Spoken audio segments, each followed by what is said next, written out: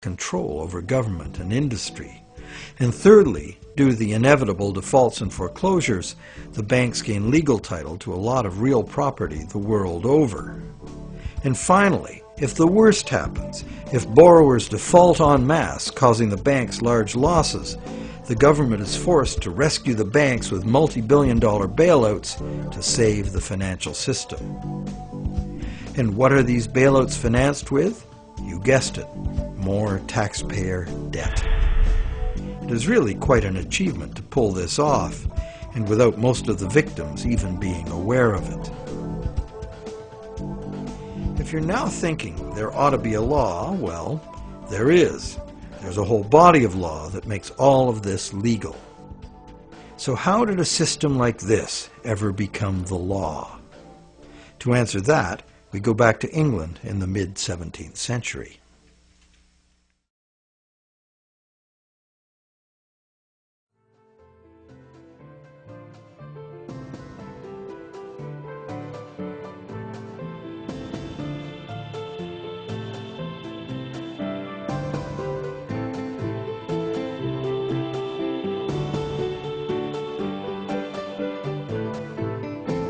With the development of better ships and the new explorations they allowed, trade was expanding rapidly.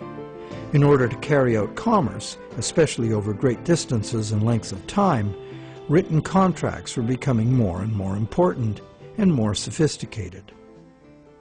Under English common law, it had long been established that a contract could only be enforced if something of real substance had changed hands.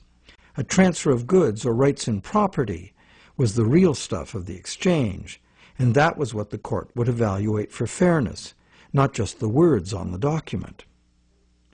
A contract under which there had been no exchange of consideration, meaning real goods or rights in property, was deemed to be empty and was therefore not enforceable by the court. So, a contract in which a borrower, say, pledged a car he does not own in exchange for a bank's promise of payment would not even qualify as a contract. No common law court would enforce it. As well, in the event of a dispute over a contract, under common law, only someone who had actually provided consideration to the transaction, in other words, only someone who delivered the goods, had the right to sue in court for fulfillment of the contract by the other party. This right was not transferable to a third party.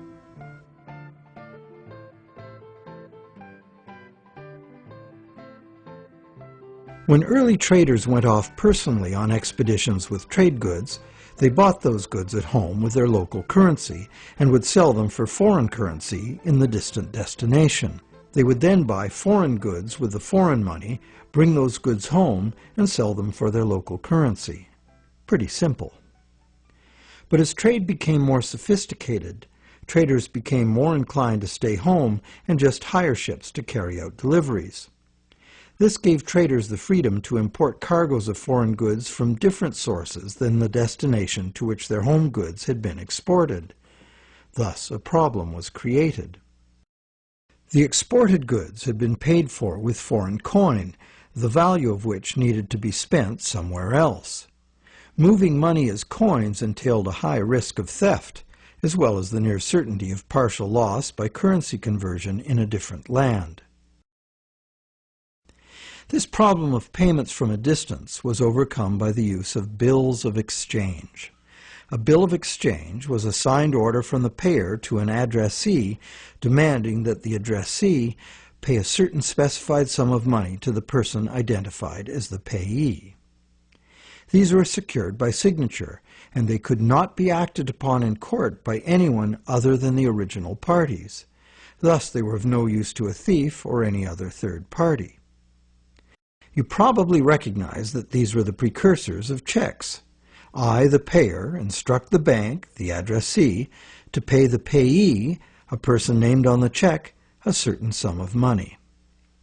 This was all well and good for transactions among parties who were known to each other. The bill of exchange was used merely as a way to order payment in coin at a distant location.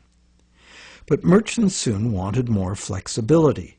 They wanted to be able to use bills of exchange to reconcile payments amongst many merchants in many locations, using bills of exchange like money itself. For this to work, bills of exchange had to be assignable to and enforceable by third parties. As we shall see, this was the moment in legal history that gave sanction to the banking system we have today. A third party, who might have honestly purchased a bill of exchange several steps removed from the original exchange, could not be expected, nor would he have the right, to show up in a common law court and defend the validity of the contract and collect on it. This made third-party bills of exchange an unacceptable risk. So, in order to be able to use bills of exchange as a convenient and guaranteed third-party payment system, essentially equivalent to money, the common law practice had to be set aside regarding bills of exchange. In England, by a series of legal decisions from 1664 to 1699, this problem for commerce was remedied by making bills of exchange enforceable by third parties. If a third party had purchased a bill for valuable consideration and in good faith, having no apparent reason to suspect fraud or some deficiency in the right of the seller to sell it, then the bill automatically became good and enforceable by the court against the signer. What did this change mean?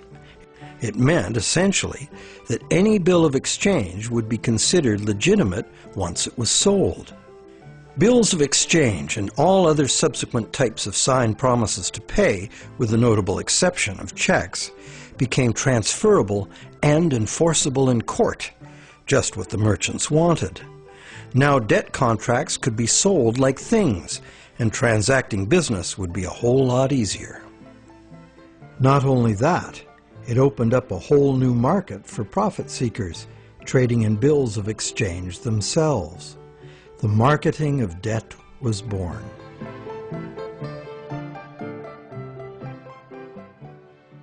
The change in the law had another effect as well. It made it possible to trick or even force a person into signing a legally binding promise to pay, and then, if that promise were purchased by a third party for real consideration and in good faith, it would be enforceable against the signer in court. Ultimately, this became one of the foundational principles of the Uniform Commercial Code, which governs the conduct of business in the United States, and by extension, in most of the world.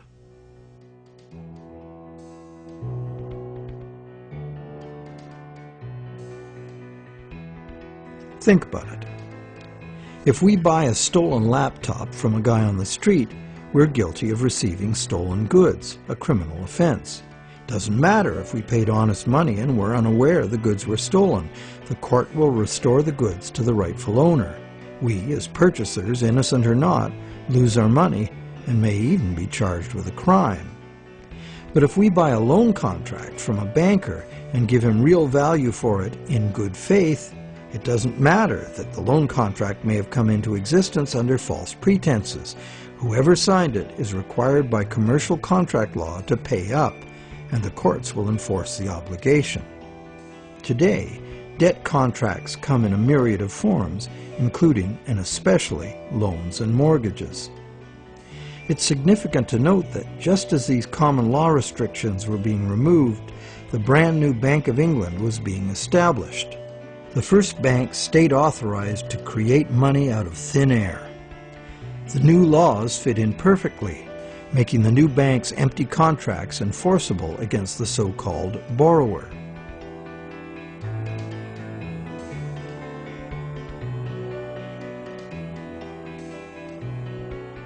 Those who have discovered the true nature of their own bank loans and have attempted to challenge the validity of their debt contracts in modern courts have discovered to their dismay that this commercial contract law is still the bedrock defense of money as debt.